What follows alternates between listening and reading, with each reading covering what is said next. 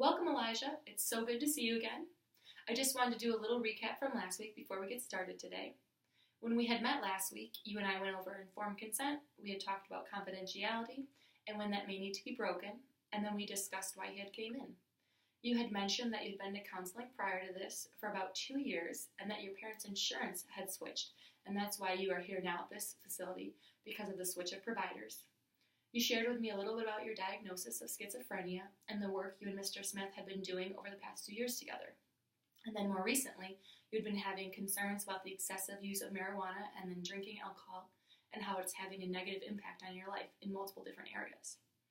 From our time apart, I've had a chance to review your case notes that have been sent over from Mr. Smith to get up to speed on what the two of you have been working on during your time together. Although I have worked with clients with schizophrenia and am fully trained and licensed to work within that specialty, there is an area for concern, and that is your more recent cannabis and alcohol abuse that you had discussed. I have had minimal training and counseling for those with substance abuse related concerns, and I believe that you fall out of my scope of expertise. I do not feel that I am competent enough in that substance abuse field to provide you with the counseling services that you would need. So to put this into your perspective a little bit more, so it'd kind of be like you had a really good friend and they were asking you to make this elaborate, fancy wedding cake for their wedding day, but all you know how to do is make brownies out of the box. And your friend wants you to do something that you've never learned how to do. So although you know how to make the brownies, you know how to bake a little bit, you've never learned how to create an elaborate decorative cake.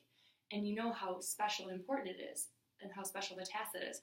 So you don't want to do something you've not learned before and you've never learned the necessary steps to creating this cake, especially when you know how important it is to get it right. This is the position that I'm in right now. I want to be able to help you, but I haven't learned how to work with clients with substance abuse issues.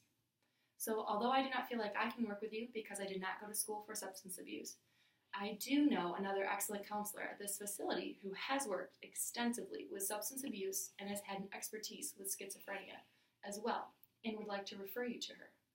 She is licensed as a professional counselor and an addiction specialist, whereas I am only a licensed professional counselor. Would you feel comfortable with me making this referral? Yes, that's fine.